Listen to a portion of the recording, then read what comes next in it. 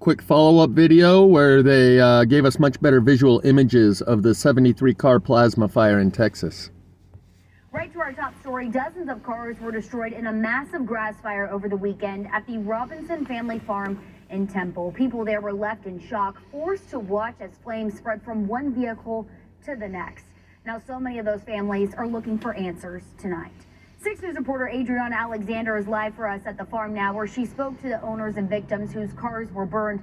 Adriana, how did this happen? Well, Bailey, investigators don't know exactly how this fire ignited Saturday. They speculate it might have been from a cigarette, but aren't sure. But of course, that's not what the victims who lost their cars on Saturday are looking to hear at this time.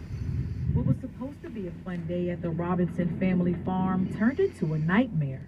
Didn't think anything crazy like this would happen. Over 70 cars caught fire during the Robinson family farm's annual pumpkin patch event Saturday afternoon. On Monday, those car owners got a look at what was left behind. Helen Robinson, the owner of the Robinson family farm, says they are still figuring out how to handle what happened, but one thing is clear: the farm will not be held liable for the fire's damage, which leaves victims left filing their own insurance claims. I called my insurance. They got a file number right now, and then they're gonna come out and do their investigation. Right now, it's just honestly just another waiting game. Wait for insurance, wait for another car to come through, all of our claims to go through before we can hopefully go back to work. While this is still an active investigation, Robinson says she hopes this unfortunate event won't discourage people from coming out to support the farm when they reopen. We were very fortunate that the fire did not affect the farm itself. We are still going to be able to be operational, and that we are very grateful for. We're very grateful that there were no injuries. And for those who were forced to leave the event early because of the fire, Robinson is simply asking for patience as they too are still figuring everything out. This, first and foremost, will be our priority, and we just ask for people's patience and understanding. They're welcome to email us,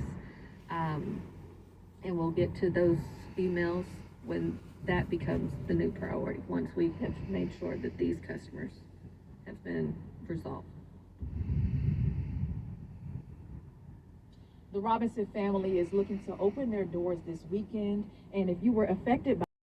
So first of all, it looks like they are taking this camera and putting it at certain angles in order to be able to show what they cannot speak of out loud.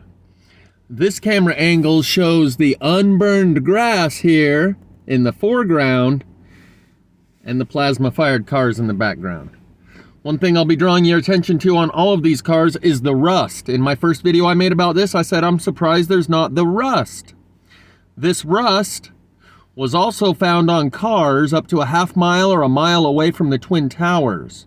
This rust was also on the giant iron beams sticking up out of the rubble pile of the Twin Towers. So much so that Judy Woods labeled it the Cheeto effect, because it turns it orange like a Cheeto, and those giant iron I-beams sticking up out of the rubble looked like giant Cheetos. She's also the one that gave us the term dustification.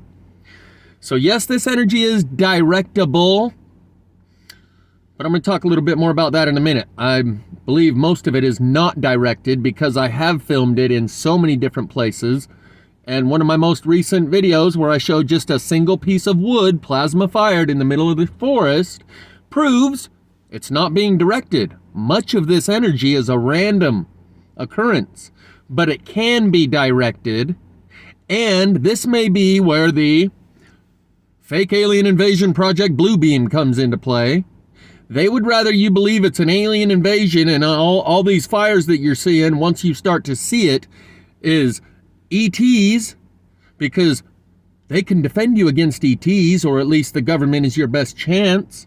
But if you know that it's a magnetic pole reversal and that there is nothing they can do about it, then you become ungovernable and unruly. So they may end up directing it intentionally to show that it's being directed, and then people get the understanding that it's all directed. I'm 1 in 7 billion people. There is not another single person who has shown that it's happening everywhere, and the primary evidence of it is in the trees.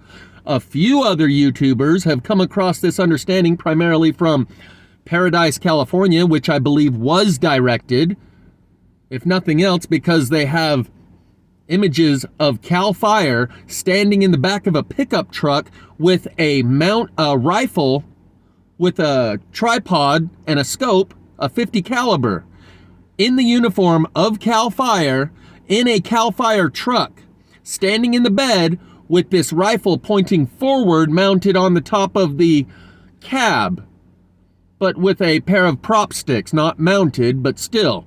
What is a Cal Fire person doing with a .50 caliber rifle in the middle of the Paradise fires, indicating it was an operation? And there are other such instances where I believe it is directed also. But the amount that I have documented over the past 5 years proves 90 some odd % of it is random release. And my most recent video that I titled Single Isolated Microplasma Fire Proves Undirected Energy, I titled it that for a reason. So let's look at some more of these pictures, and we'll talk a little bit more about the fact that they may blame ET for what it is that we're seeing, and that these plasma fires could very possibly be incorporated into a narrative that people think of as Project Bluebeam, a fake alien invasion. They would much rather you think that than the fact that it's a magnetic pole reversal we're going through. And the PBS Nova special called Magnetic Storm is the best way to introduce people to this understanding of how these pieces of wood that I've lacquered, how these trees come about, and how these burned cars come about, is by referring them to the PBS Nova special titled Magnetic Storm. I talk more about that in a video that I've already recorded that I will post soon. Another thing I found awfully coincidental is Mr. Department of Space Force, who appears here in their news coverage. That's what you call product placement, where Pepsi or Coke wants their product in the hand of a basketball player, so you associate this product with that guy, this product with that guy. This leads into the narrative where you associate Space Force, who's going to defend you against those directed energies. And the fact that he's here wearing his bomber glasses, he's looking like Goose from Maverick, all grown up. So, we'll move along to some more of these images. All of them have the rust, none of them have the glass. And many of them are missing doors and hoods. You can see the entire back hatch of this car is gone. There is at least 3 or 4 or 5 other examples of this that I can show you.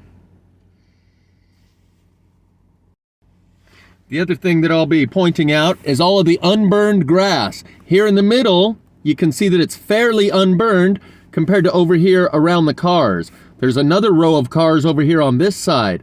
The grass only burned around the cars because the cars are like an antenna or a conductor that draws the energy. It wasn't the grass burning that lit the cars on fire, it was the cars burning that lit the grass on fire, and or the same energy that burned the cars that was radiating out into the grass. But the line of cars is the antenna. And the grass didn't burn out here in the background. You can see all over it only burned. Here's a bunch of unburned grass out here. Unburned grass out here. You'll see this all throughout. I'm going to hold it like that because the lighting made it come through well. Also, no rims. No rims. Very few of them are left with rims. This is a camera angle that they put in their news coverage. I didn't crop the photo, take a screenshot, zoom in, any of that. They put the camera down here at this level so you can look inside there and see that the engine is gone.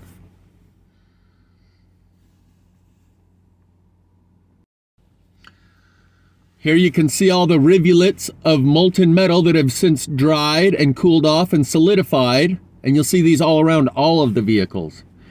This thing is burned so bad you can't hardly even tell what it was. And I'm not sure if that's the engine left or if that's part of the transmission right there. but many of these do have the engine melted off and or the hood or doors melted off, completely missing. The grass is only 6 inches tall. Again, you can see the grass is unburned out here, unburned out here. It only burned around the cars. If it was a grass fire, it would have spread further. The grass was very easy to put out. The grass is only 6 inches tall. You could light that grass on fire and it could move underneath all of these cars without catching a single one of them on fire. There is not enough fuel in that 6 inches of grass to cause anything like what we're seeing. I think this might be the bed of the truck that we just looked at from the front side. Another thing is, it burns the license plates off on all of them. And some people say, no, it was all a setup, whatever. We're not going to get into what some people say. Notice here on this one, the back hatch is missing. I think I get a better shot of that, but since you can see it right here in this frame, I'll draw your attention to that now. There's Mr. Space Force again. Unburned grass here, only partially burned here, it's brown, compared to the black burn of the grass right around the cars. And you can see there's the cars, right here is where the burn line on the grass stops. It only radiates out from where the energy was focused, which was on the cars. Again, how it burns the license plates off so effectively, I'm not sure. It probably has something to do with the makeup of the metal. And in these fires, like in Paradise, people have noticed that plastic makes it through the fire where everything else is destroyed. There'll be plastic garbage cans or plastic children's play toys and swing sets that make it through unscathed, while other things are completely destroyed. The hood is completely missing off of this car and off of this car. See if we can't zoom in to get a little better shot of the second hood back. Come on. Anyway, you can see 3 cars in a row are missing their hood. This one, and this one. Because the energy of a microwave draws towards the densest material. If you put a potato and a bread roll in a microwave for 1 minute and then pull it out, the potato is much hotter than the bread roll because it's denser, so it draws more of the energy and it cooks it from the inside out. Also notice the melted metal that comes out from the hood area on these, so it melts the rims.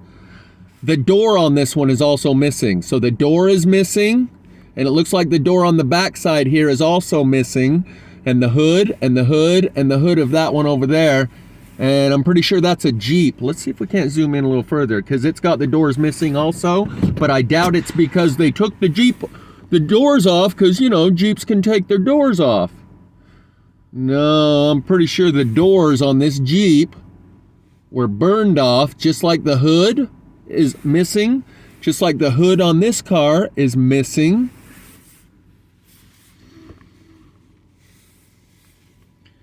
Just like the hood on this car is missing.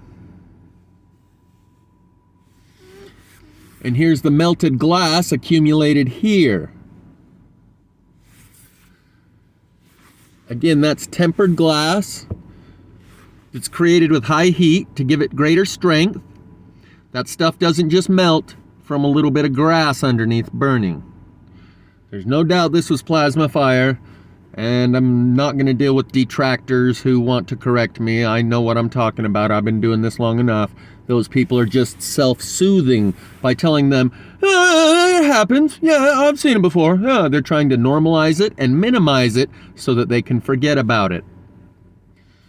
Notice the unburned grass back here in the background. It stops right at the edge of where the rows of cars stop. And not a single car has any glass left.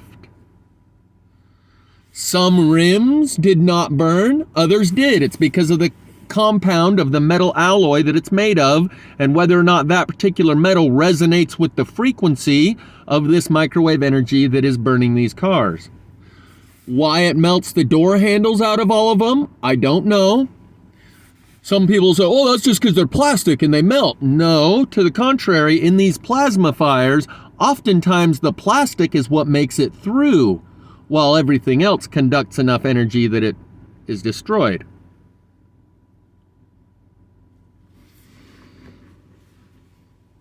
Looks like it might be the same. The hood is missing, and that might be the missing engine also. Again, note all the rust and the lack of glass. Zero glass. Every car is 100% burned and 100% rusted. There are no cars that are just half burned or a quarter burned or 3/4 burned. It's another good indicator. There's the melted mirror, which looks like it's actually in better shape than most of the rest of the car. You can still kind of see that there's a little bit of it left. The missing back hatch on this one.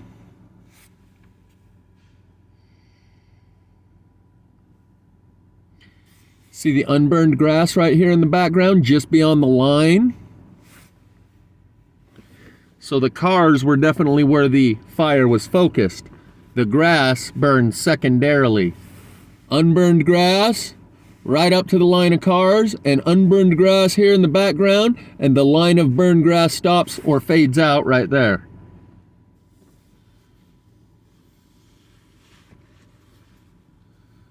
That's the same missing back hatch, I believe.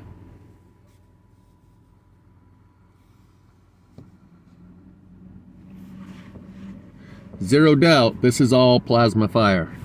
There's a little better close-up. Might even be the same image. Missing hood, and this is the third one down there, and I think I get a better shot of that one.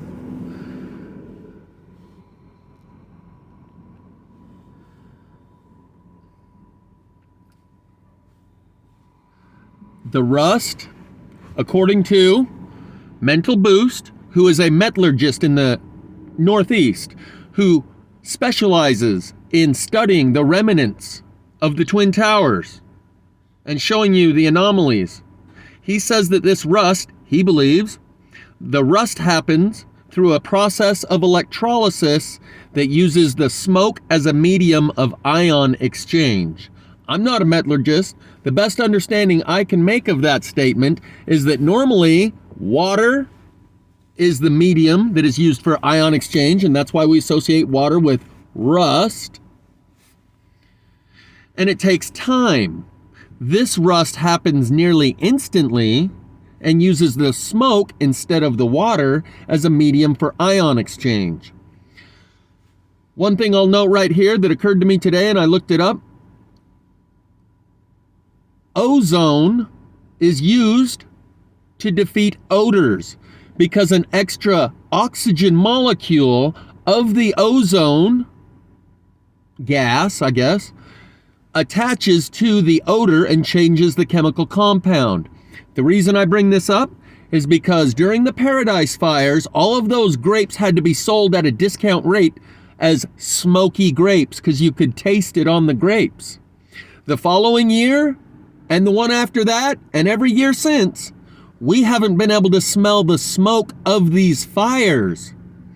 Possibly because when the magnetic field opens, allowing that solar plasma, solar radiation in, possibly charging fiber optic laser weapons like the Athena built by Lockheed Martin, ozone also comes in and is why we no longer smell the smoke from these fires. Ozone is used as a deodorant. If you have a bad smell in your house you can't get rid of, there's little machines that emit ozone to get rid of it. I believe that's why we didn't smell the smoke after the first year. Again, unburned grass, missing rim, missing doors.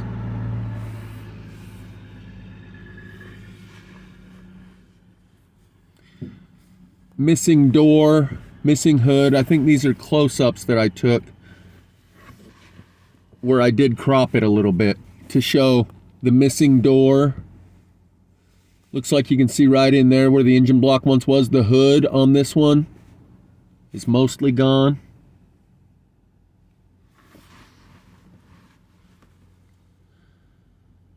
The back hatch is missing. Like vaporized or melted.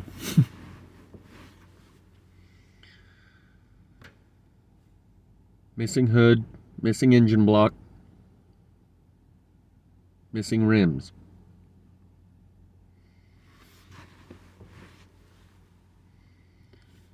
Same photo, back hatch. I'm not sure if the focus is really helping on this one. Missing back hatch here. I think that's why I zoomed in and cropped that one. And I believe that's a different one. That's not the same one.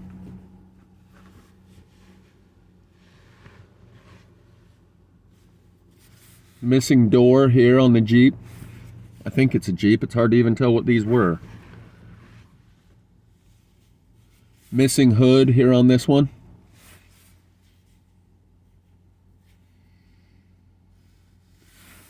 Plastic, red taillight, unmelted.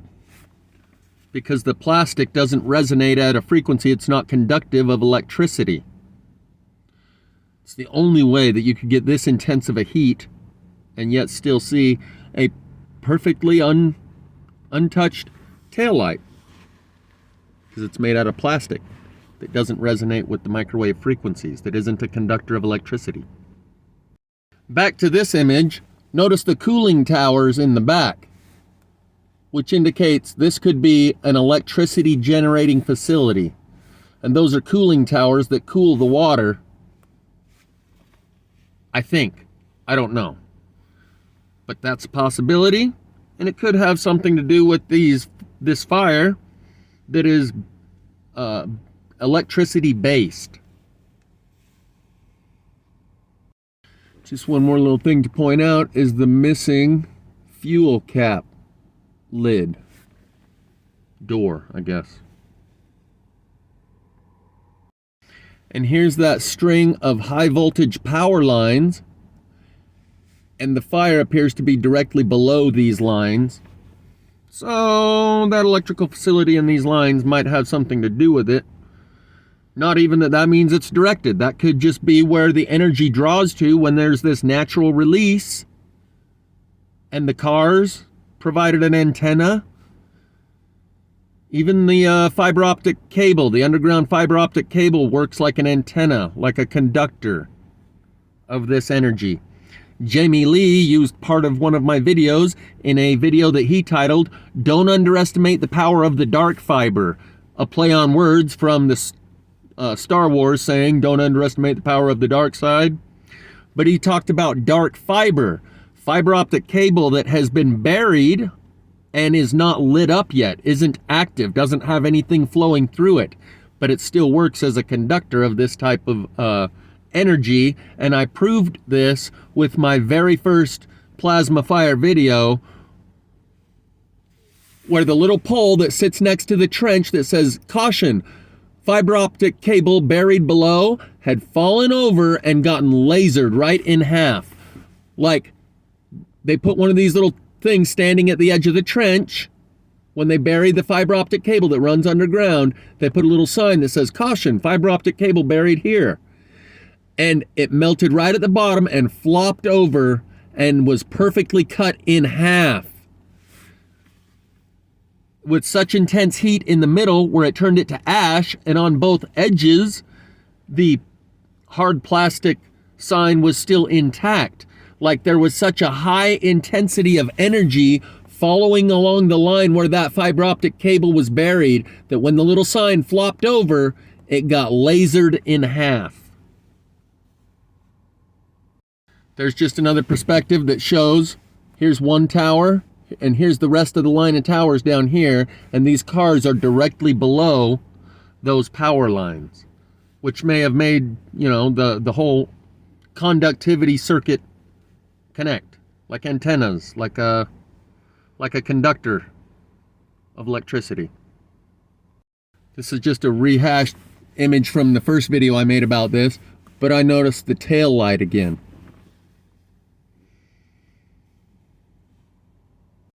This was also from yesterday's video. You can see this one's missing the back hatch. I don't know if we've been over that yet.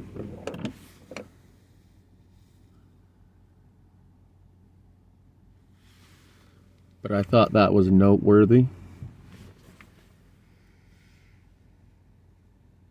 Oh yeah, and in the same image as this missing back hatch is this missing hood.